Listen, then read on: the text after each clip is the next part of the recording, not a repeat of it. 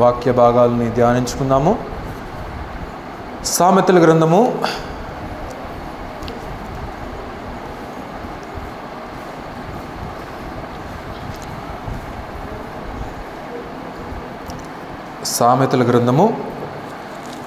6వ అధ్యాయము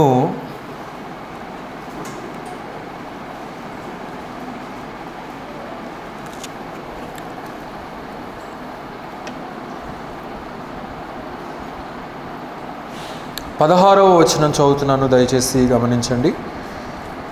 సామెతల గ్రంథము 6వ అధ్యాయము 16వ వచనం. యెహోవాకు అసహ్యములైనవి 6 కలవు, 7 ఆయనకు హేయములు. అవేవనగా అహంకార దృష్టియు, కళ్ళలాడు నాలుకయు, నిరపరాధులను చంపు చేతులను, దురాలోచనలు యోచించు హృదయమును, కీడు చేయుటకు త్వరపడి పరుగులెత్తు పాదములను, లేని వాటిని పలుకు అబద్ధ సాక్షియు, అన్నదమ్ములలో జగడములు పుట్టించు వాడును. దేవుడి కొద్ది వాక్య భాగాన్ని దీవించే రీతిగా చిన్న ప్రార్థన చేసుకుందాము. దయచేసి అందరూ కూడా తలలు వంచండి. మమ్మల్ని మిక్కిలిగా ప్రేమించినటువంటి మా ప్రియ రక్షక, మా ప్రభువా యేసయ్య, ఈ యొక్క ఉదయకాలపు సమయంలో ఇంతవరకు మీ యొక్క సన్నిధానంలో మిమ్మల్ని ఆరాధించి, మిమ్మల్ని పూజించి, మిమ్మల్ని ఘనపరచి, మీ నామాన్ని హెచ్చించేటువంటి గొప్ప తరుణాన్ని మాకు ఇచ్చారయ్యా. అందుని బట్టి ఎంతగానో స్తుతించుచూ ఉంటున్నాము. అలాగనే ఈ సమయంలో నాయన చదవబడినటువంటి లేఖన భాగములను మీరు దీవించండి నాయన. చదవబడినటువంటి లేఖన భాగముల్లో ఉన్నటువంటి అమూల్యమైనటువంటి శ్రేష్టమైనటువంటి సత్యాలను గ్రహించి పరిశుద్ధాత్ముని యొక్క నడిపింపు ద్వారా వాటిని మేము గైకునేటువంటి కృపను, ధన్యతను మాకు దయచేయండి. నిలబడిన నేను వట్టివాడను, మట్టివాడను, మీ యొక్క సిలువ చాటును మరుగుపరిచి పరిశుద్ధాత్ముని యొక్క సహాయము ద్వారా మాలో ఉన్న ప్రతి ఒక్కరితో కూడా నాయన మా హృదయాలకు, మా జీవితాలకు కావలసినటువంటి ఆ విలువైనటువంటి మాటలను మీరే మాకు వినిపింపచేయుదురని ఈ కొద్ది మనవులు మా ప్రియ రక్షకుడైనటువంటి యేసుక్రీస్తు వారి అతి శ్రేష్టమైనటువంటి నామములో స్తుతించి ప్రార్థించి అడిగి వేడుకొనుచున్నాము తండ్రి, ఆమేన్. Okay, thank you. ప్రభునందు ప్రియులారా, ఇక్కడ మనం చదువుకున్నటువంటి వచన భాగంలో జ్ఞాని అయినటువంటి సొలొమోను కొన్ని విషయాలను మనకు తెలియచేస్తూ ఉంటున్నాడు. వాటిని ప్రతి ఒక్కరూ కూడా గైకొని వాటి ప్రకారంగా నడవాలనేదే మరి దేవుని యొక్క ఉద్దేశమై ఉంటున్నది. అయితే ఒక మాట చదివి సహాయం చేయండి. సామెతల గ్రంథంలోనే 4వ అధ్యాయము 23వ వచనం. చురుగ్గా తిప్పాలి, చురుగ్గా చదవాలి. నీ హృదయములో నుండి జీవధారలు బయలుదేరును, కాబట్టి అన్నిటికంటే ముఖ్యముగా నీ హృదయమును భద్రముగా కాపాడుకొనుము అని అంటున్నాడు. కనుక హృదయము చాలా ముఖ్యమైనటువంటిది. దానిని భద్రము చేసుకోవలసినటువంటి అవసరత కూడా ప్రతి రక్షించబడినటువంటి విశ్వాసి మీద ఉన్నది అనేది మనం ఇక్కడ గమనించాలి. అయితే ఆ హృదయము ఎందుకు భద్రము చేసుకోవాలి అని అంటే అందులో నుండి జీవధారలు బయలుదేరును అని చెప్పి ఇక్కడ తెలియచేస్తుంటున్నాడు. అంటే దేవునికి ఇష్టమైనటువంటివి, దేవుడు మెచ్చేటువంటివి, దేవునికి అనుకూలమైనటువంటివి, ఒక్కొక్కసారి మనుష్య రీతిగా కొన్ని లోపాలు ఉండుండవచ్చు, కానీ వాటిని కూడా పరిశుద్ధాత్ముని యొక్క సహాయము ద్వారా, పరిశుద్ధాత్ముడు మనలోనే ఉంటున్నాడు, నిత్యము ఉంటాడు కనుక ఆయన యొక్క సహాయం ద్వారా వాటిని కూడా మనం అధిగమించుకొని ముందుకు కొనసాగవలసినటువంటి అవసరత మన మీద ఉన్నది. అయితే మనం చదువుకున్నటువంటి వచన భాగములలో ఇక్కడ గ్రంథకర్త మరి నెగిటివ్ని గురించి మాట్లాడుతుంటున్నాడు. అంటే నెగిటివ్ ఆస్పెక్ట్లో నుంచి పాజిటివ్ ఆస్పెక్ట్ని ప్రతి ఒక్కరూ గ్రహించాలని, దాని ద్వారా మనం దేవునికి ఏ రీతిగా జీవించగలము అని చెప్పి మనకి ఇక్కడ తెలియచేస్తూ అంటూ ఉంటున్నాడు. దేవునికి ఇష్టము లేనటువంటివి 6 కలవు 7 కలవు అని చెప్పి ఇక్కడ తెలియచేస్తూ ఉంటున్నాడు. ఫర్ ఎగ్జాంపుల్ 127వ కీర్తనలో మనం గమనించినప్పుడు, యెహోవా ఇల్లు కట్టించని ఎడల దాని కట్టువాడి ప్రయాసము వ్యర్థమే అని అంటున్నాడు. యెహోవా పట్టణమును కాపాడని ఎడల దాని కావలి కాయువారు వ్యర్థమే అని చెప్పి ఇక్కడ తెలియచేస్తుంటున్నాడు. అంటే పట్టణాన్ని కాయకపోయినట్లయితే, గృహాన్ని నిర్మించకపోయినట్లయితే వ్యర్థమే. ఒకవేళ దేవుడు గృహాన్ని నిర్మిస్తే, పట్టణాన్ని కాపాడినట్లయితే, కుటుంబాన్ని సంరక్షించినట్లయితే అనే అర్థాన్ని ప్రతి ఒక్కరూ గ్రహించాలనేటువంటి ఉద్దేశంతో అక్కడ ఆ విషయాన్ని తెలియచేస్తున్నట్లుగా మనం గమనించగలుగుతూ ఉంటున్నాం. అలాగైతే ప్రతి అర్థము, ప్రతి అక్షరము ఆత్మీయ అర్థముతో మరి పునరుద్ధాన శక్తితో మనం గ్రహిస్తేనే తప్ప ఈ పరిశుద్ధ గ్రంథంలో ఉన్నటువంటి ప్రతి మాటను కూడా మనం గ్రహించలేము అనేది మనం ఇక్కడ గమనించవచ్చు ప్రియులారా. అయితే ఇక్కడ మనం చదువుకున్నటువంటి వచన భాగంలో 16లో, యెహోవాకు అసహ్యములైనవి 6 కలవు 7 ఆయనకు హేయములు. అవేవనగా మొదటిది ఏమంటున్నాడంటే అహంకార దృష్టియు అని చెప్పి ఇక్కడ తెలియచేస్తూ ఉంటున్నాడు. మొదటిగా అహంకార దృష్టి, యారగెంట్ లుక్స్ అని అంటాడు ఇంగ్లీష్లో. అంటే ఈ భౌతికమైనటువంటి చూపు కాదు, కానీ ఆత్మీయమైనటువంటి దృష్టి, ఆత్మీయంగా గర్వంగా ఉండేటువంటి సందర్భాలు కొన్ని ఉంటాయి. కొన్ని సమయాల్లో, కొన్ని పరిస్థితుల్లో కొంతమంది వ్యక్తుల్ని కనుక గమనించినప్పుడు ఆ యొక్క దృష్టి మరి మానవ సహజమైనటువంటి మరి గర్వము, అహంకారము అనేటువంటిది సహజంగా కనబడుతూ ఉంటుంది. అది విశ్వాసులలో ఎంత మాత్రము అనేది ఉండకూడదు అనేది మనం ఇక్కడ గ్రహించవలసినటువంటి వారమైంటున్నాం ప్రియులారా. యేసు ప్రభువారు ఏ రీతిగా అయితే తగ్గించుకున్నారో అదే రీతిగా మనము కూడా అలాంటి తగ్గింపు కలిగినటువంటి జీవితాన్ని మనం అర్థం చేసుకొని జీవించవలసినటువంటి వారమైంటున్నాం. కొంతమంది అన్నారు, పాస్టర్ గారు పెద్ద సింహాసనం చేసుకున్నాడు అని చెప్పి ఈ సోఫాను చూసి అన్నారు. అన్నవారిలో నాకు సమీపస్తులైనటువంటి వారు ఉన్నారు, ఇంట్లో వాళ్ళు ఉన్నారు. కనుక పాస్టర్ గారు పెద్ద సింహాసనం చేసుకున్నాడు అని చెప్పేసి, నేను అంతకు మునుపు ఉన్నటువంటి దాంట్లో అంత అనుకూలత లేక అది మరి ఆ కుర్చీ వంగిపోయి అనేక రకాలైనటువంటి ఇదిగా ఉండి నాకున్నటువంటి ఆరోగ్యపరమైనటువంటి సమస్యలను బట్టి మరి చాలామంది అనుకుంటున్నారు నేను అంతా ఆల్రైట్ అయిపోయానని చెప్పి అనుకుంటా ఉంటున్నారు. అసలు ఒక 20-30% తప్ప 70% నేను ఇంకా ఆరోగ్య పడలేదు. చాలా బలహీనతలు ఉన్నాయి, చాలా అనారోగ్యపరమైనటువంటి ఇబ్బందులు ఉన్నాయి. అవన్నీ కొన్ని చెప్తాను ఈ స్థలంలో నిలబడి. కొన్ని చెప్పలేనటువంటివి అందరు ఉంటారు కనుక, స్త్రీలు ఉంటారు కనుక కొన్ని చెప్పలేనటువంటివి నేను చెప్పలేను. కనుక ఇట్టి విషయాలను బట్టి నాకు చాలా భయం ఇందులో కూర్చున్నప్పుడల్లా. ప్రభువా, ఏమాత్రమైనా సరే నేను ఒకవేళ నాలో వీసవంతమైనా సరే గర్వము నాలో వస్తుందేమో నాయన అని చెప్పి ఇందులో కూర్చునే ప్రతిసారి నాకు అనిపిస్తూ ఉంటుంది. ప్రతిసారి నేను భయపడుతూనే ఈ స్థలంలో కూర్చుంటూ ఉంటాను. నా ఉద్దేశం ఒకటే ఏంటంటే, నా గృహం కంటే ముందు మందిర ఆవరణాలు చక్కగా కనబడాలి.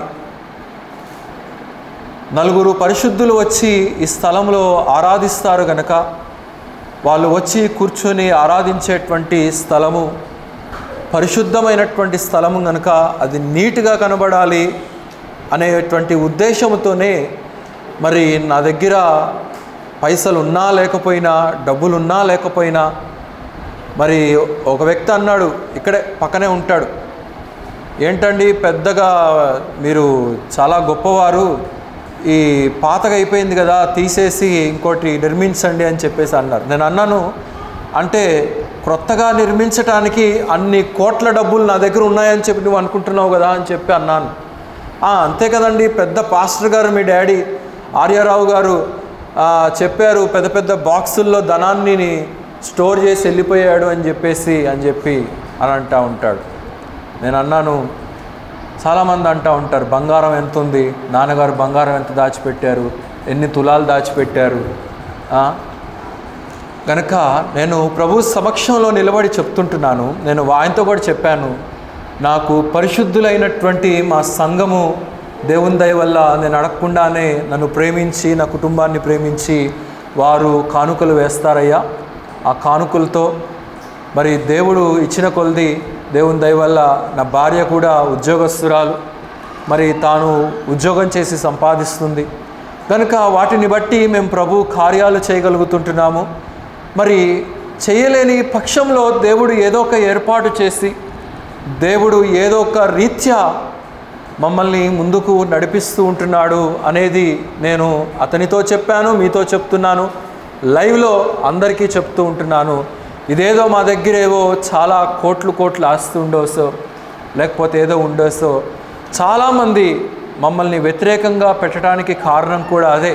ఇక్కడ కాదు, ఆంధ్ర మొత్తంలో కూడా బ్రదరన్ సహవాసం అని మనం చెప్పుకుంటున్నాము, కానీ చాలామంది దృష్టిలో చివరికి మా మేనమామ అయినా కానీ ఇంకా కొంతమంది వ్యక్తులు ఉన్నారు బ్రదరన్ గ్రూప్లో. కడపలో ఉన్నటువంటి వి శాంబాబు కానీ, ఆయన వైఎస్ రాజశేఖర్ రెడ్డికి సమీప బంధువులు, వీరందరూ కూడా అనుకునేటువంటి ఏంటంటే ఆర్యారావు గారి సంఘము బ్రదరన్ సహవాసము కాదు, వారు వేరే గ్రూపుల్లో కలిసిపోయారు, వారి క్రమాన్ని విడిచిపెట్టేశారు, వారు దీన్ని తప్ప వేరే దాన్ని ఆచరిస్తూ ఉంటున్నారు అని చెప్పి అనేక ప్రాంతాల్లో వారు చెప్పారు. అందుకే అనేక స్థలాల్లో మేము పిలవబడము, అనేక స్థలాలకి మేము ఆహ్వానించబడము. పర్లేదు, ఆహ్వానించబడకపోయినా కొన్నిసార్లు పిలిచినా నేను పోను, ఎందుకంటే అందులో ఉండేటువంటి రాజకీయాలు నాకు తెలుసు, అందులో ఉండేటువంటి సేవకులు అని చెప్పి దైవజనులు అని చెప్పి అనుకునేటువంటి వారు కూడా ఏమాత్రము నీతిమంతులుగా ఉంటున్నారో, ఏమాత్రము వాక్యాన్ని ఉపదేశిస్తూ సంఘాన్ని నడిపిస్తూ ఉంటున్నారో కూడా నాకు తెలుసు కనుక కొన్నిసార్లు నేను వారు పిలిచినా కానీ వెళ్ళను. ఎందుకంటే వారు ప్రవర్తించేటువంటి రీతి అది. మొన్న అశోక్ కుమార్ గారు కూడా చూశారు, నాతో పాటు నల్గొండ వచ్చారు ఒక స్థలానికి. అక్కడికి వెళ్తే వారు ఎంత యారగెంట్గా ప్రవర్తించారో ఒక్కొక్కరు అనేటువంటి విషయాన్ని మనం గమనిస్తూ ఉంటున్నాం.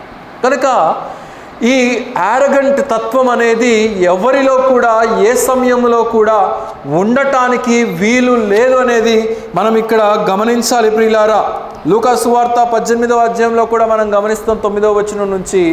మరి ఒకడంటాడు, నేను నీకు అది చేశాను, ఇది చేశాను, నేను అలాగూ జీవించాను, ఇలాగూ జీవించాను.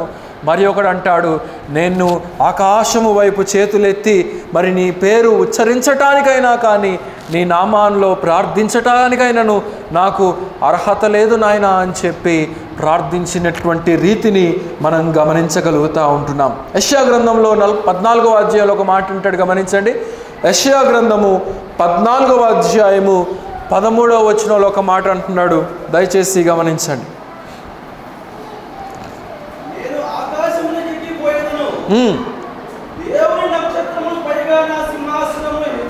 నేను దేవుని సింహాసనమునకు పైగా నన్ను నేను హెచ్చించుకొందును, ఉత్తర దిక్కున ఉన్న సభా పర్వతము మీద నన్ను నేను హెచ్చించుకొందును.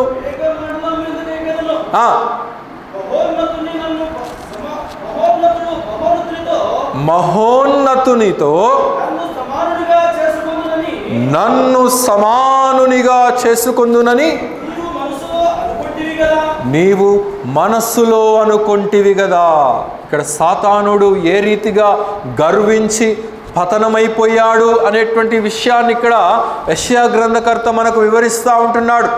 సాతానుడు ఏమనుకున్నాడంట, తనకున్నటువంటి ఆధిక్యతను బట్టి, తనకి దేవుడిచ్చినటువంటి స్థానాన్ని బట్టి గర్వించినటువంటి వాడై తూర్పున ఉత్తరమున ఉన్నటువంటి సభాపర్వతము మీద నన్ను నేను హెచ్చించుకొందును అని చెప్పి అనుకున్నాడంట.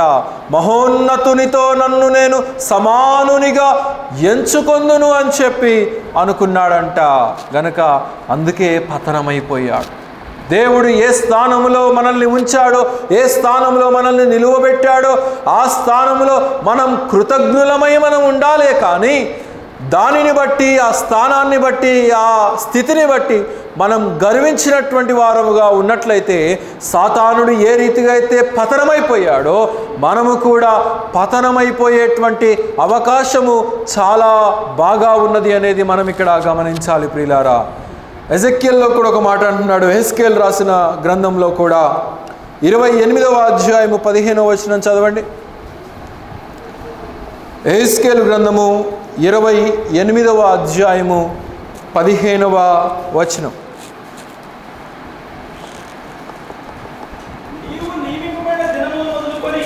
నీవు నియమింపబడిన దినము మొదలుకొని పాపము నీ యందు కనబడు వరకు గనుక కొన్ని దినాలు యథార్థంగా ఉన్నాడు. అయితే నీకు కలిగినటువంటి అనేక రకాలైనటువంటి ఆధిక్యతల చేత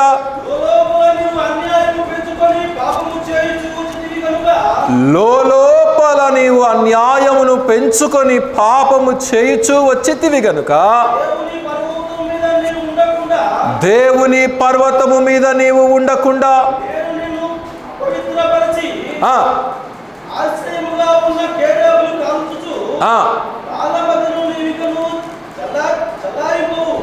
చాలండి. గనుక లోపల నిన్ను నీవు హెచ్చించుకొని పాపము చేస్తూ వచ్చావు గనక అహంకార దృష్టి ఎక్కడ ఉన్నదంట, మనస్సులో ఉన్నది అనేది మనం ఇక్కడ చూడగలుగుతా ఉంటున్నాం. లోపల బయటికి కనబడకపోవచ్చు కానీ, బయటికి నవ్వుతూ ఉండవచ్చు కానీ, బయటకి అనేక రకాలైనటువంటి వాక్యాలు చెప్పవచ్చు, సాక్ష్యాలు చెప్పవచ్చు, ప్రార్థనలు చేయవచ్చు. కానీ లోపల నీకు ఉన్నటువంటి కుయుక్తి, నీకు ఉన్నటువంటి అహంకారము, నీకు ఉన్నటువంటి స్వభావము ఎన్ని రీతులుగా నీ అహంకారము ద్వారా నీవు ఇతరులను గాయపరుస్తున్నావో, బాధపడుతున్నావో అనేది ఆలోచన చేయాలి. సాతానుడు తనను తాను హెచ్చించుకున్నాడు, లోపల పాపాన్ని పెంచుకున్నాడు, లోపల దేవునికి వ్యతిరేకముగా నడిచాడు గనుక పడద్రోయబడ్డాడు, విసరబడ్డాడు అనేటువంటి విషయాన్ని మనం ఇక్కడ గమనించాలి ప్రియులారా. నేడు లోకములో, ప్రపంచంలో అనేక మంది అలాంటి స్థితిలో నడుస్తూ ఉంటున్నారు. సాతానుడు వారిని లాగివేస్తూ ఉంటున్నాడు. అలాంటి రకాలైనటువంటి విధానములోనికి అనేక మందిని త్రోసివేస్తూ వారిని ఆత్మీయమైనటువంటి అహంకారములోనికి నడిపించి వేస్తూ ఉంటున్నాడు. మొదట ఆత్మీయమైనటువంటి పతనము కలుగుతుంది, తర్వాత శారీరకంగా, కుటుంబంలో, ఉద్యోగంలో, వ్యాపారంలో అనేక రకాలైనటువంటి స్థితిగతులలో పతనమైపోయేటువంటి అవకాశము ఉన్నది ప్రియులారా. అందుకే 20 కీర్తనలో అంటాడు 7వ వచనంలో, అనేక మంది రథములను బట్టి హెచ్చించబడుతూ ఉంటున్నారు, కానీ మేమైతే మాలో ఉన్నటువంటి క్రీస్తును బట్టి, మా యేసును బట్టి మేము గర్విస్తూ ఉంటున్నాము అని చెప్పి అక్కడ తెలియచేస్తున్నట్లుగా మనం చూడగలుగుతూ ఉంటున్నాం. ఫిలిప్పీలకు రాసిన పత్రిక 2వ అధ్యాయము 3వ వచనాన్ని చదవండి.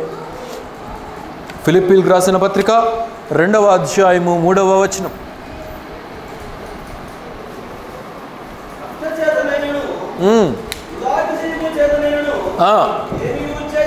ఏమీయు చేయక వినయమైన మనస్సు గలవాడై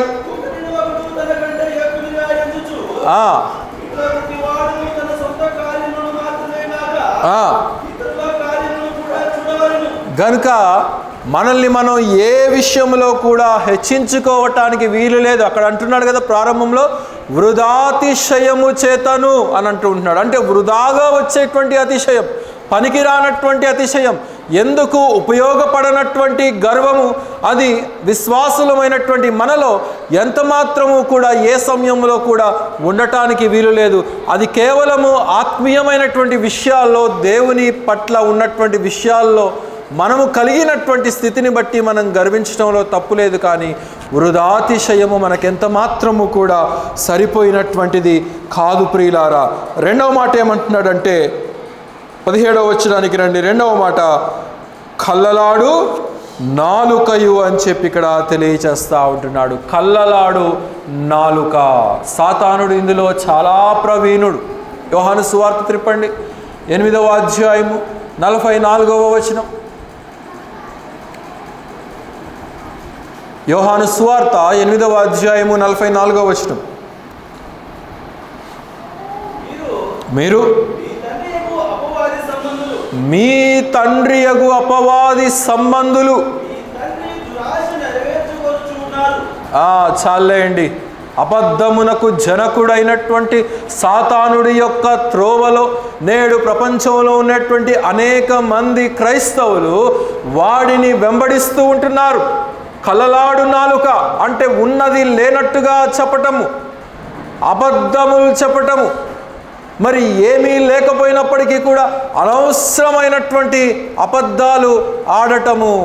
అపోస్తల కార్యముల గ్రంథంలో 5వ అధ్యాయంలో మనం చూస్తాము, ఇద్దరు వ్యక్తులు మనకు కనబడతారు, అననీయ సఫేరా. అననీయ చాలా మంచి పేరు, దేవుని యొక్క కృపకు పాత్రుడు అనేటువంటి అర్థము పెట్టుకున్నటువంటి పేరుతో ఉన్నటువంటి ఆ వ్యక్తిని మనం గమనించవచ్చు.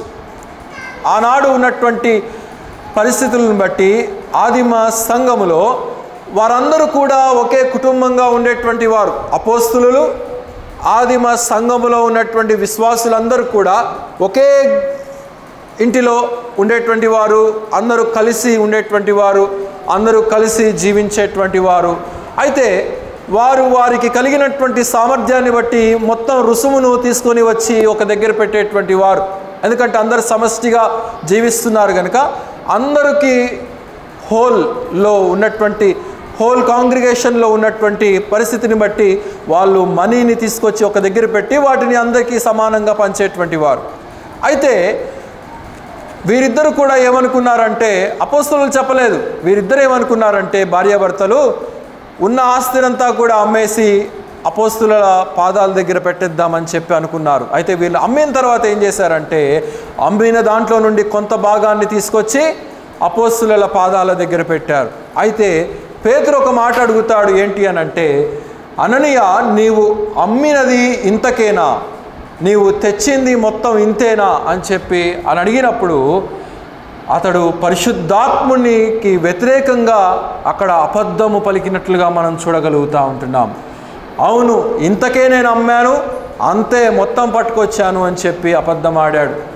తర్వాత భార్యను అడిగాడు, సఫేరా, చాలా ఉన్నతమైనటువంటి పేరు, అంటే ఒక విలువైనటువంటి సాఫైర్, అది ఒక విలువైనటువంటి ఒక స్టోన్. ఆ సాఫైర్ అనేటువంటి మరి రెవల్యూషన్లో కూడా మనము ఆ మాటను చూడగలుగుతూ ఉంటాం. అయితే ఇంతటి విలువైనటువంటి పేరులు వీరు పెట్టుకున్నప్పటికీ కూడా వారి యొక్క జీవితాలు కల్లలాడు నాలుక, అబద్ధాలు పలికేటువంటి నాలుకతో వీరు ఉంటున్నట్లుగా మనం ఇక్కడ చూడగలుగుతూ ఉంటున్నాం. అలాగైతే మనము దేవుని యొక్క కృపకు మనము కూడా పాత్రులమై ఉంటున్నాము. దేవుని కృప ద్వారా మనము కూడా రక్షించబడి ఉంటున్నాము. ఆయన యొక్క రాజ్యములోనికి పిలువబడి ఉంటున్నాము. మనము కూడా వారిలాగా కాకుండా మరి అబద్ధమునకు జనకుడైనటువంటి సాతానును వెంబడించకుండా దేవునిని వెంబడించవలసినటువంటి అవసరత మన మీద ఉన్నది ప్రియులారా. యోసేపు యొక్క సహోదరులందరూ కూడా ఆదికాండం 37వ అధ్యాయంలో మనం చూస్తాం, తండ్రి దగ్గరికి వెళ్ళి ఏమని చెప్పారు, యోసేపు చనిపోయాడు, జంతువులు వచ్చి క్రూర జంతువు ఏదో తినేసింది, ఇదిగో రక్తముతో నిండి ఉన్నటువంటి అంగీ మాత్రమే మాకు దొరికింది అని చెప్పి తండ్రితో అబద్ధము పలికినట్లుగా మనం చూడగలుగుతూ ఉంటున్నాం. సహోదరులందరూ కూడా అబద్ధం ఆడారు. తండ్రికి అబద్ధం చెప్తున్నామే, దేవుడు చూస్తున్నాడే అనేటువంటి భయము లేకుండా వారు యోసేపు చనిపోయాడని చెప్పేసి వారు అక్కడ అబద్ధము పలికినట్లుగా మనం చూడగలుగుతూ ఉంటున్నాం. రోమీయులకు రాసిన పత్రికలో ఒక మాట అంటాడు, గమనించండి. రోమీయులకు రాసిన పత్రిక 2వ అధ్యాయము 24వ వచనం. రాయబడిన ప్రకారము మిమ్మును బట్టియే కదా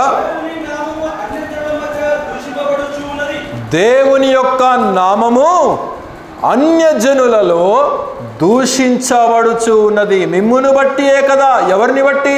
అన్యజనులను బట్టా? కాదు.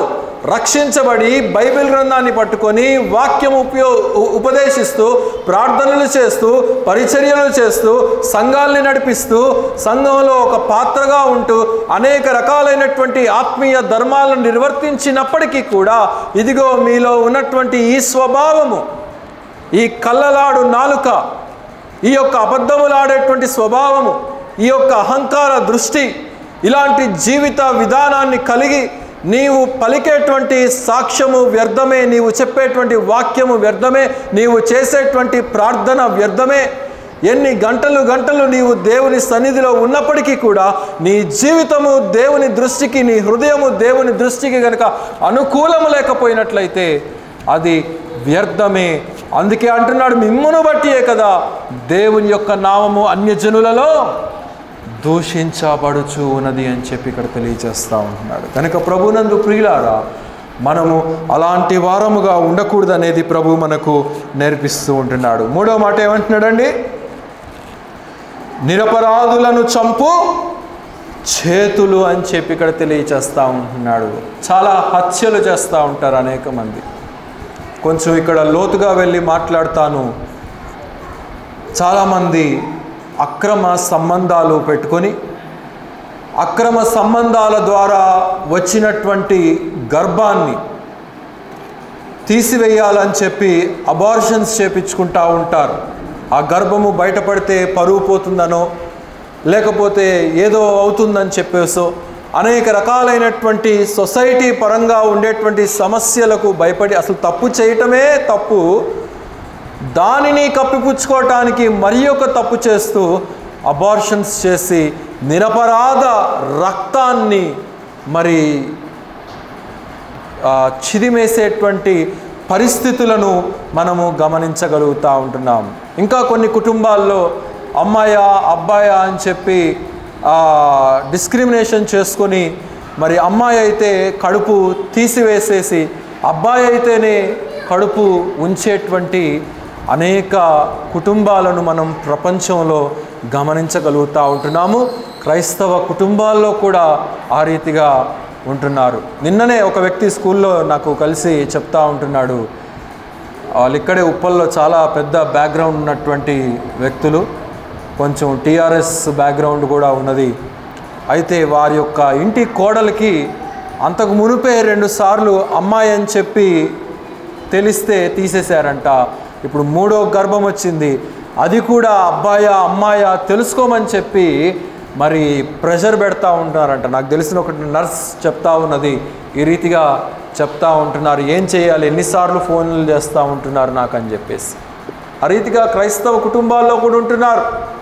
నాకు తెలిసినటువంటి పెద్ద పెద్ద ఫ్యామిలీస్లో క్రైస్తవ కుటుంబాల్లో కూడా అబ్బాయా అమ్మాయా అని చెప్పి తెలుసుకుంటూ ఉంటున్నారు. ఏమండి, దేవుడు ఇచ్చినటువంటి బిడ్డ అమ్మాయి అయితే ఏంటి, అబ్బాయి అయితే ఏంటి? దేవుడు మనకు ఇచ్చినటువంటి స్వాస్థ్యము 127వ కీర్తనలో అదే అంటాడు కదా, మీకు దేవుడు అనుగ్రహించినటువంటి స్వాస్థ్యము వారు. పిల్లలు భోజనపు బల్ల చుట్టూ మీరు వారిని పెట్టుకొని వారిని భోజనాన్ని స్తుతించి దేవుణ్ణి స్తుతించి మరి కుటుంబంగా కలిసి మీరు ఆనందంగా ఉండండి అని చెప్పి దేవుడు అనేక మార్లు చెప్తా ఉంటే ఆ స్వాస్థ్యాన్ని మరి పసిప్రాయములోనే ఇంకా నెలలు కూడా నిండక మునిపే చిదిమేస్తున్నటువంటి పరిస్థితులు మనం గమనించగలుగుతూ ఉంటున్నాం. సామెతల సమూయేలు రాసినటువంటి 2వ గ్రంథంలో మనం చూసినప్పుడు ఒక మాట అంటాడు, గమనించండి. 11వ అధ్యాయం 27వ వచనంలో, సమూయేలు రాసిన 2వ గ్రంథము 11వ అధ్యాయము 27వ వచనం.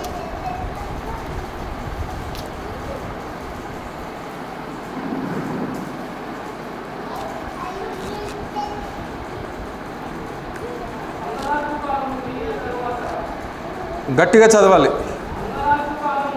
అంగలార్పు కాలము తీరిన తరువాత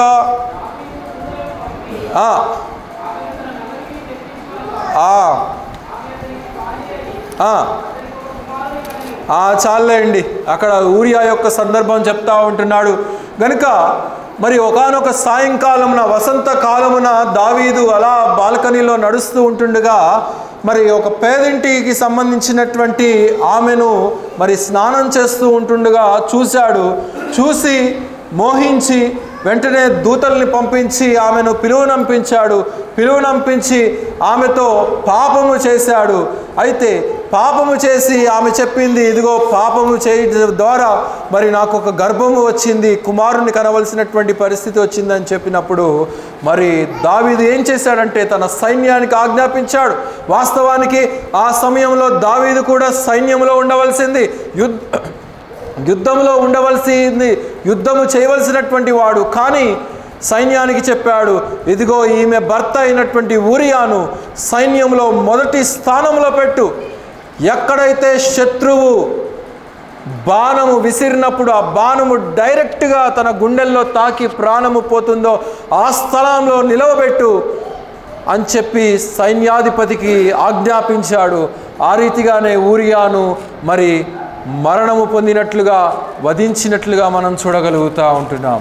అలాగైతే ఒక నిరపరాధి రక్తము సెలవిచ్చి, ఒరే బాబు నీ కుటుంబంతో గడుపునైనా, సెలవులు వచ్చినాయి, వెళ్ళి నీ ఫ్యామిలీతో హ్యాపీగా గడుపని చెప్పినప్పటికీ కూడా ఊరియా వెళ్ళినటువంటి వాడు కాడు. ఊరియా సైన్యము యుద్ధంలో ఉండగా నేను రాజుకు పని చేస్తాను, ప్రజల పక్షాన యుద్ధము చేస్తానని చెప్పి ఎంతో నీతి నిజాయితీ కలిగినటువంటి వాడిగా మనం చూస్తూ ఉంటున్నాం. అలాంటి నిరపరాధి రక్తాన్ని చిందించినటువంటి మరి దావీదును మనం ఇక్కడ గమనించగలుగుతూ ఉంటున్నాం. దేవుని హృదయానుసారుడైనటువంటి మనుష్యుడే అయినప్పటికీ కూడా పాపము చేసినటువంటి సందర్భాన్ని బట్టి దేవుడు దానికి తగినటువంటి శిక్షను కూడా అక్కడ విధించినటువంటి వాడిగా మనం చూడగలుగుతూ ఉంటున్నాం. అదంతా ఎక్స్ప్లెయిన్ చేయడానికి మనకు సమయం లేదు. కానీ యోహాను మొదటి పత్రిక 3వ అధ్యాయం 15వ వచనం త్రిప్పండి. యోహాను మొదటి పత్రిక 3వ అధ్యాయము 15వ వచనం. తన సహోదరుని ద్వేషించువాడు నరహంతకుడు, ఏ నరహంతకుని యందును చాలండి. గనక తన సహోదరుని ద్వేషించువాడు ఎలాంటి వాడంట? నరహంతకుడు. గనక స్వయంగా ఒక కత్తి తీసుకోనో ఒక గన్ తీసుకోనో చంపనక్కర్లేదు.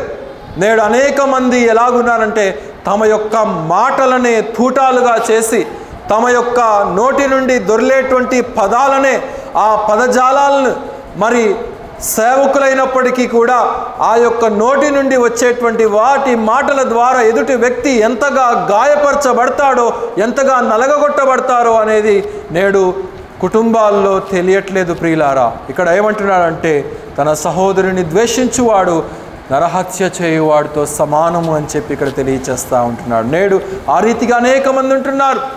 భర్తలు భార్యల్ని దూషిస్తూ ఉంటున్నారు, భార్యల్ని భర్తలు దూషిస్తూ ఉంటున్నారు.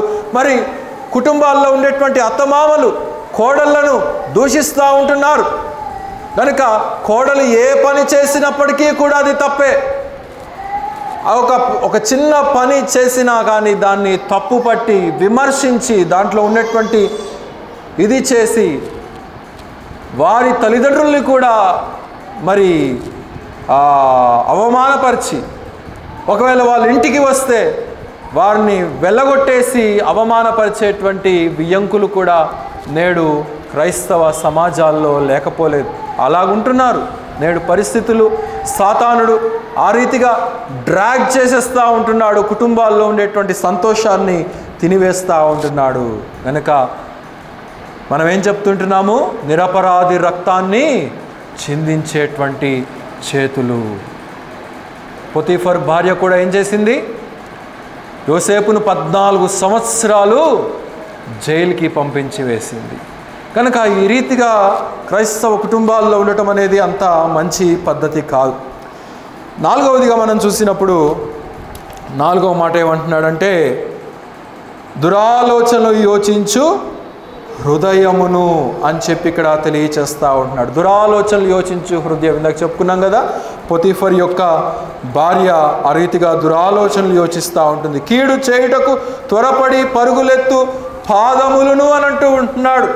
కనుక కీడు చేయటానికి, మంచి చేయటానికి కాదు, కీడు చేయటానికి త్వరపడి పరుగులెత్తు పాదములు అంటే సాతానుడు ఇచ్చినటువంటి ఆలోచనను వెంటనే అమలుపరచాలనేటువంటి మరి ఆలోచన కలిగినటువంటి వారు. రాజుల మొదటి గ్రంథం 21వ అధ్యాయము 1వ వచనం నుంచి మనం చూసినప్పుడు చదవనక్కర్లేదు, కానీ అక్కడ ఆహాబు చాలా చింతతో దిగులుతో వచ్చి అలా కూర్చొని ఉంటాడు. భార్య అయినటువంటి యెజబెల్ గమనించింది.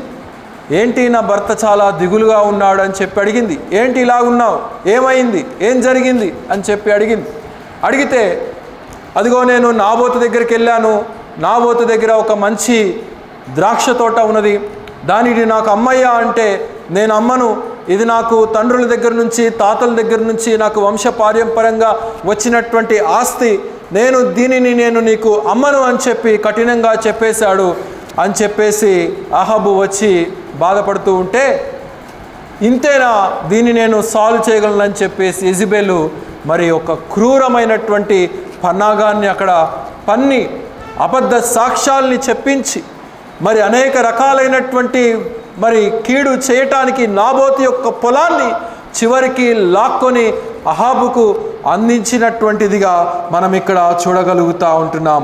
అక్కడ ఒక్క మాట చదవండి ఆ గ్రంథంలో, రాజుల మొదటి గ్రంథము 21వ అధ్యాయము 19వ వచనాన్ని చదవండి. రాజుల మొదటి గ్రంథము 21వ అధ్యాయము 19వ వచనం.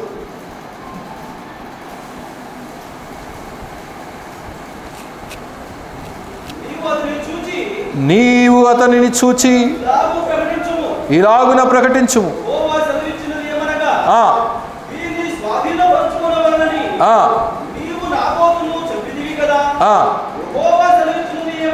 యెహోవా సెలవిచ్చున్నదేమనగా, ఏ స్థలములో అయితే కుక్కలు నాబోతు యొక్క రక్తమును నాకినవో ఆ స్థలములోనే అహాబు యొక్క రక్తమును కూడా అవే కుక్కలు నాకునని అతనితో చెప్పాను. కనుక కీడు చేయటానికి పరుగులెత్తినటువంటి వీరు, మంచి చేయటానికి ఏమాత్రము కూడా ఆలోచించినటువంటి వీరు, దేవుని యొక్క తీర్పుకు వీరు గురి అయినట్లుగా మనం చూస్తూ ఉంటున్నాం. సమూయేలు 2వ గ్రంథంలో కూడా అహీతోపేలును మనం గమనిస్తూ ఉంటాం. అహీతోపేలు మరి దావీదు యొక్క దర్బారులో మంత్రిగా ఉన్నప్పటికీ కూడా దావీదుకు వ్యతిరేకంగా తిరుగుబాటు చేసినటువంటి వాడు, దావీదుకు అనుకూలంగా పనిచేయవలసినటువంటి వాడు, కుమారుడైనటువంటి అబ్షాలోముతో చేతులు కలిపి దావీదుకు వ్యతిరేకంగా ప్రణాళికలను సిద్ధపరిచి అబ్షాలోముతో ఒక ఘోరమైనటువంటి ప్రణాళికను సిద్ధపరిచినటువంటి అహీతోపేలును మనం గమనించగలుగుతూ ఉంటున్నాం. ఈ రీతిగా క్రైస్తవ కుటుంబాల్లో కూడా ఎవరిని సంతోషంగా చూడటానికి వీలు లేనటువంటి వారు, సంఘాలలో కీడు చేయటానికి పరుగులెత్తేటువంటి వారు, మరి కుటుంబాలలో నాశనము చేయటానికి పరుగులెత్తేటువంటి వారు, అనేక రకాలైనటువంటి స్థలాలలో కీడు చేయటానికి పరుగులెత్తేటువంటి వారిని నేడు లోకంలో మనం గమనించగలుగుతూ ఉంటున్నాం. అలాగైతే ఇక్కడ మనం చూస్తూ ఉంటున్నాము. ఆ రీతిగా మనము ఉండకూడదు అనేటువంటి విషయాన్ని మనకి ఇక్కడ పరిశుద్ధాత్ముడు జ్ఞాపకం చేస్తూ ఉంటున్నాడు. ప్రియులారా, 19వ వచనంలో లేని వాటిని పలుకు అబద్ధ సాక్షియు అని చెప్పి ఇక్కడ తెలియచేస్తూ ఉంటున్నాడు. అబద్ధ సాక్ష్యములు, లేని వాటిని పలికేటువంటి వారు, ఉన్నది ఉన్నట్టుగా పలకవలై క్రైస్తవులంగా రక్షించబడినటువంటి వారముగా ఏదో పైకి చెప్తే కాదండి, నేను ఉన్నది ఉన్నట్టుగా చెప్తుంటున్నాను, నేను బైబిల్ బోధించేవాడను, బైబిల్ బోధించేదాన్ని, అబద్ధాలు చెప్పను నేను అని చెప్పి అన్నంత మాత్రాన అది సరిపోదు. అది దేవునికి సరిపోయినదై ఉండాలి. ఒక రకంగా కంటికి చూసేటువంటి మనుషులకు కూడా ఈ వ్యక్తి నిజం చెప్తున్నాడా, ఈ వ్యక్తి నిజం చెప్తుందా, అబద్ధం చెప్తుందా అని కొంతవరకు అర్థం చేసుకోవచ్చు. కనుక ఇక్కడ తెలియచేస్తూ ఉంటున్నాడు, లేని వాటిని పలుకు అబద్ధ సాక్షియు. సామాన్యంగా కోర్టుల దగ్గర ఉంటారు కొంతమంది, పైసలు తీసుకొని అబద్ధ సాక్ష్యాలు పలికేటువంటి వారు. ఏమ్మాయి కనుక కొంత పైసలు తీసుకొని అబద్ధ సాక్ష్యాలు చెప్తూ ఉంటారు. ఆ రీతిగా నాబోతు సందర్భంలో కూడా యెజబేలు ఆ రీతిగా చేసినటువంటిదిగా మనం చూస్తూ ఉంటున్నాం. యేసుక్రీస్తు వారి మీద కూడా అబద్ధ సాక్ష్యాల్ని పలికారు. యేసు ప్రభువు చేయనటువంటి వాటిని చేశాడని, ఆయన పలికినటువంటి మాటల్లో తప్పు అర్థాలు తీసుకొని నేడు అనేక మంది ఆ రీతిగా చేస్తూ ఉంటున్నారు. కనుక ఇక్కడ మనం చూస్తూ ఉంటున్నాము. 15వ కీర్తనలో ఒక మాట అంటాడు, గమనించండి. 15వ కీర్తన 1వ వచనం నుండి చదవండి చురుగ్గా.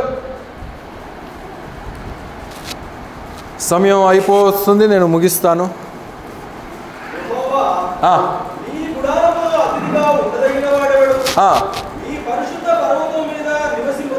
నీ పరిశుద్ధ పర్వతం మీద నివసింపదగిన వాడు ఎవడు? యథార్థమైన ప్రవర్తన గలవాడై నీతిని అనుసరించుచు హృదయం పూర్వకముగా నిజము పలుకువాడే. గమనించండి, అట్టివాడు తన నాలుకతో కొండెములాడడు, కీడు చేయడు, తన పొరుగువాని మీద నింద మోపడు. నేడు లోకంలో అనేక మంది లేనిపోని నిందలు మోపేటువంటి వారు ఉంటున్నారు. క్రైస్తవ కుటుంబాల్లో కూడా అబద్ధ సాక్ష్యాలు చెప్పి నిందలు మోపేటువంటి వారు ఉంటున్నారు. క్రింద చదవండి. అట్టివాడు దేవుని యొక్క దృష్టికి ఎలాగున్నాడంట? నీచుడు, అసహ్యుడు, అబద్ధములు ఆడనటువంటి వాడు, నాలుకతో కొండెములాడనటువంటి వాడు, నిజము పలుకువాడు మాత్రమే, నీతిగా జీవించువాడు మాత్రమే దేవుని సర్వోన్నతమైనటువంటి స్థలములో అనగా దేవుని మందిరములో, దేవుని యొక్క సహవాసంలో అతిథిగా ఉండి నివసించి దేవుని యొక్క ప్రణాళికను నెరవేర్చగలిగినటువంటి వాడుగా ఉంటాడే తప్ప అలాగు లేనటువంటి వాడు దేవునికి నీచుడు అంటున్నాడు, అసహ్యుడుగా ఉంటాడు అని చెప్పి ఇక్కడ తెలియచేస్తూ ఉంటున్నాడు. గనక ప్రభునందు ప్రియులారా, మనం ఏ రీతిగా ఉంటున్నామో మనల్ని మనం అవగాహన చేసుకోవాలి. తర్వాత ఆఖరిగా ఏమంటున్నాడండి 6వ అధ్యాయంలో, అన్నదమ్ములలో జగడములు పుట్టించు వాడును అని చెప్పి ఇక్కడ తెలియచేస్తూ ఉంటున్నాడు. మిస్అండర్స్టాండింగ్, నేడు లోకంలో అలాంటి మిస్అండర్స్టాండింగ్స్ కుటుంబాల్లో, వ్యక్తుల మధ్య అలాంటి మిస్అండర్స్టాండింగ్స్ చాలా ఉంటున్నాయి. ఒక వ్యక్తి ఒక విషయాన్ని చెప్తే అది తిన్నగా తీసుకోకపోయినట్లయితే, దాన్ని సరి అయినటువంటి అర్థముతో తీసుకోకపోయినట్లయితే, ఉదాహరణకి రమేష్ గారు మీరు ఇక్కడ కూర్చోవద్దు అక్కడ కూర్చోండి అన్నాను అనుకో, నన్ను టోనీ ఇక్కడ కూర్చోవద్దు అన్నాడు అని చెప్పి ఆయన లేచి బయటకు వెళ్ళిపోయాడు అనుకోండి, అప్పుడు దాన్ని అర్థము రాంగ్గా తీసుకున్నట్టుగా ఉంటుంది. ఆ రీతిగా కుటుంబాల్లో కూడా ఒక విషయము సూక్ష్మంగా అర్థం చేసుకోకపోయినట్లయితే కుటుంబాల్లో కూడా అల్లకల్లోలాలు, ఉద్రేకాలు, కోపాలు, కొట్లాటలు, చాలామంది పోలీస్ స్టేషన్లకి, కోర్టులకు వెళ్ళి ఆ తగాదాలను తీర్చుకునేటువంటి వారు అనేక మంది ఉంటున్నారు. క్రైస్తవ కుటుంబాలుగా బైబిల్ని చెప్పుకునేటువంటి వారంగా, ఈ పరిశుద్ధ గ్రంథాన్ని ఉపదేశించేటువంటి వారంగా అన్యులు వచ్చి మనల్కి పంచాయతీ జరిపించాలా? మనల్ని మనం సాల్వ్ చేసుకోలేమా? గనుక ఈ రీతిగా అనేక మందిని సాతానుడు డ్రాగ్ చేసేస్తూ ఉంటున్నట్లుగా మనం చూస్తూ ఉంటున్నాం. టైం అయిపోయింది. ఒకే ఒక్క మాటను నేను చదివించి ముగిస్తాను. కొరింథీయులకు రాసిన 2వ పత్రిక 5వ అధ్యాయము 9-10 వచనాలను చదవండి. కొరింథీయులకు రాసిన 2వ పత్రిక 5వ అధ్యాయము 9-10 వచనాలు. కావున దేహము అందు ఉన్నను దేహమును విడిచినను ఆయనకు ఇష్టలమై ఉండవలెనని మిగుల అపేక్షించుచున్నాం. ఏమంటున్నాడండి? ఈ దేహములో ఉన్నను దేహము విడిచినను దేవునికి ఇష్టలమై ఉండవలనని. కనుక ప్రతి విశ్వాసి యొక్క అల్టిమేటం ఏంటంటే దేవునికి ఇష్టంగా మనం ఉండాలి. ఈ ప్రాసెస్లో కొన్నిసార్లు మనుషులు మనల్ని వ్యతిరేకించవచ్చు. కొన్నిసార్లు ధర్మం మాట్లాడినప్పుడు, సత్యం మాట్లాడినప్పుడు, ఎదిరించాల్సినటువంటి సమయంలో ఎదిరించినప్పుడు దానిని రాంగ్గా తీసుకొని మనల్ని అనేక రకాలైనటువంటి మాటలు అని హింసించవచ్చు. కానీ నేను అనుకునేది ఏంటంటే ఒకటే ఒకటి,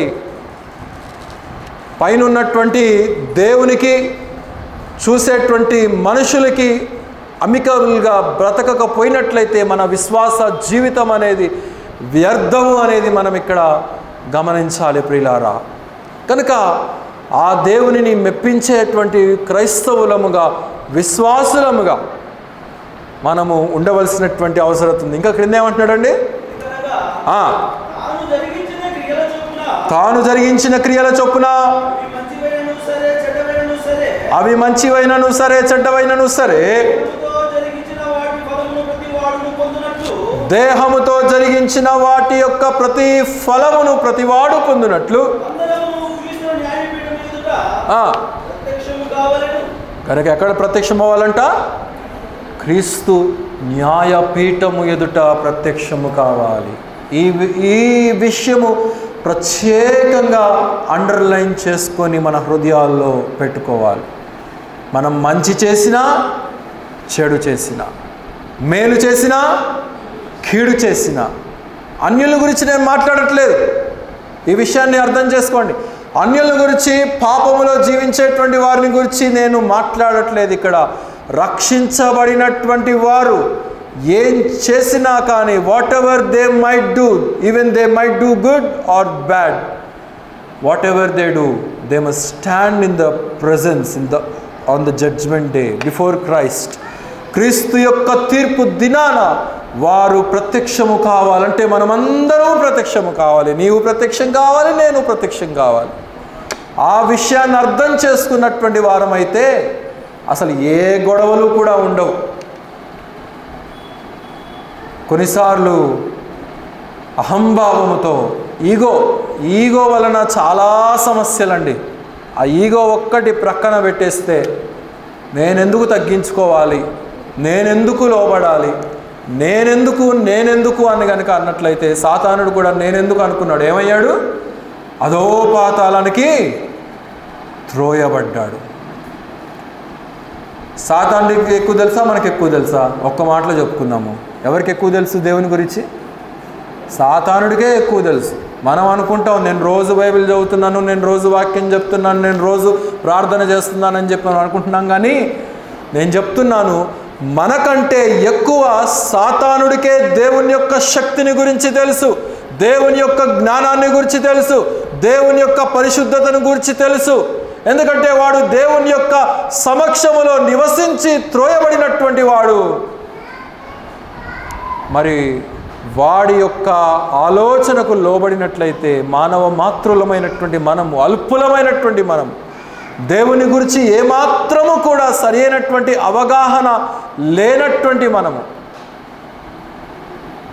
నేనేదో జ్ఞానం సంపాదించేశానని చెప్పి నేను ఎప్పుడు అనుకోను. మీకు ఉపదేశించేటప్పుడు నేను ప్రతి క్షణము కూడా భయపడుతూ ఈ స్థలానికి వస్తాను. ప్రతి ఆదివారం మీకు వాక్యం చెప్పాలన్నప్పుడు ఇన్ని సంవత్సరాలు అయిపోయింది, ఇన్ని వందల వాక్యాలు నేను చెప్పినప్పటికీ కూడా మరలా నాకు ఆదివారం ప్రసంగం చెప్పాలి అని అంటే నాకు భయమే. ప్రసంగం చెప్పటం కంటే అసలు ఆరాధనలో మాట్లాడేటువంటి ఆ 10 నిమిషాలు చెప్పటం అంటే నాకు చాలా భయం. నిజం చెప్తున్నాను. ఈ గంట సేపు ప్రసంగం చెప్పటం కంటే నాకు ఆ 10 నిమిషాలు దేవుని యొక్క ఆరాధనను గురించి చెప్పటం అనేది నాకు చాలా భయం. నాకు అసలు ఏమి రాదనే నేను అంటాను. ఎన్ని డిగ్రీలు సంపాదించినా, ఎన్ని డాక్టరేట్లు నేను సంపాదించినప్పటికీ కూడా అది దేవుని దృష్టిలో అది అల్పమైనటువంటిదే, అది స్వల్పమైనటువంటిదే అనేది నేను భావిస్తూ ఉంటాను. కనుక ప్రభునందు ప్రియులారా, మనకి మొదటిగా ఏముండకూడదు? అహంకార దృష్టి ఉండకూడదు, కలలాడు నాలుక ఉండకూడదు. మూడవది, నిరపరాధ రక్తమును మనం చిందించకూడదు. నాలుగవది, పాపము చేయటానికి త్వరపడేటువంటి కాళ్ళు మనకు ఉండకూడదు, దురాలోచనలు మనం చేయకూడదు, అబద్ధ సాక్ష్యములు మనం చెప్పకూడదు, మిస్అండర్స్టాండింగ్స్ మనము కల్పించకూడదు అనేటువంటి విషయాన్ని ప్రభు మనకు నేర్పుతూ ఉంటున్నాడు. గనక ఈ విషయాన్ని మనందరి హృదయాల్లో దాచిపెట్టుకుందాం. ఆ ప్రభు తీర్పు దినాన మనం ఆయన సమక్షంలో నిలబడాలి. గనక అట్టి వివేచన కలిగి మనము మన జీవితాలని, మన కుటుంబాలను నడిపించుకుందాం. కొన్నిసార్లు అవాంతరాలు వస్తాయి, శోధనలు వస్తాయి, పరిస్థితులు వ్యతిరేకంగా వస్తాయి. కానీ దేవునిని బట్టి సర్దుకొని పోయి, దేవునిని బట్టి తగ్గించుకొని, దేవునిని బట్టి ఒకవేళ కొట్టినప్పటికీ, హింసించినప్పటికీ, ఒక మాట అన్నప్పటికీ కూడా మనం తగ్గించుకొని ముందుకు పోవటంలో ఎలాంటి తప్పు లేదు. కనుక మనము ఆ దేవునిని బట్టి ముందుకు కొనసాగుదాం. మన విశ్వాసాన్ని మనం పెంపొందించుకుందాం. దేవుని దగ్గర గొప్ప దీవెన, ఆశీస్సులు పొందినట్లుగా దేవుడు మనందరినీ కూడా ముందుకు నడిపించునుగాక. అందరూ కూడా తలలు వచ్చినట్లయితే మనము ముగింపు ప్రార్థన చేసుకుందాం. మమ్మల్ని మిక్కిలిగా ప్రేమించి రక్షించినటువంటి మా ప్రియ రక్షక, మా ప్రభు యేసయ్య, ఈ మధ్యాహ్న కాలపు సమయంలోనైనా ఇంతవరకు మీ యొక్క సన్నిధి మహాభాగ్యాన్ని అనుభవించేటువంటి కృపను మాకు ఇచ్చారయ్యా.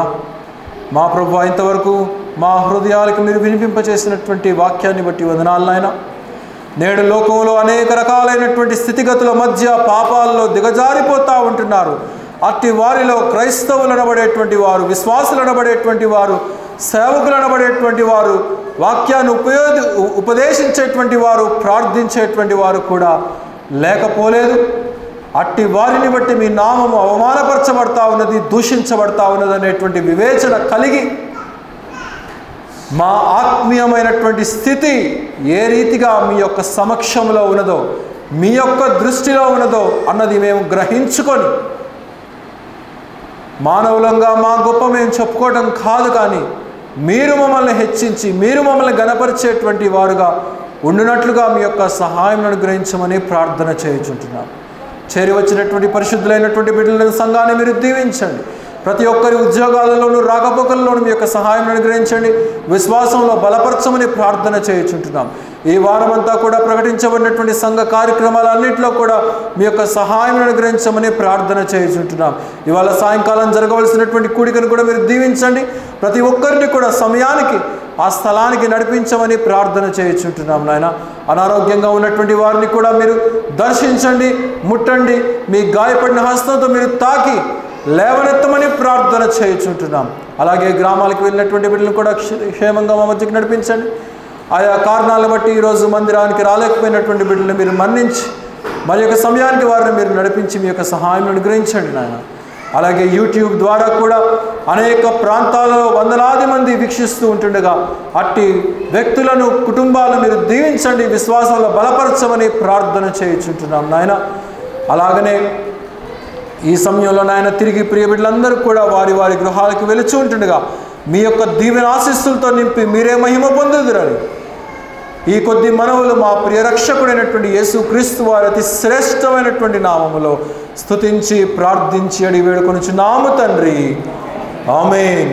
మన తండ్రి అయినటువంటి దేవుని యొక్క ప్రేమయు, మన ప్రభువును మన రక్షకుడైనటువంటి యేసుక్రీస్తు వారి యొక్క కృపయు, పరిశుద్ధాత్ముని యొక్క అన్యోన్య సహవాసము సన్నిధి సర్వలోకంలో ఉన్నటువంటి పరిశుద్ధులందరితో పాటు మనకును సదాకాలం తోడేండి నడిపించునుగాక.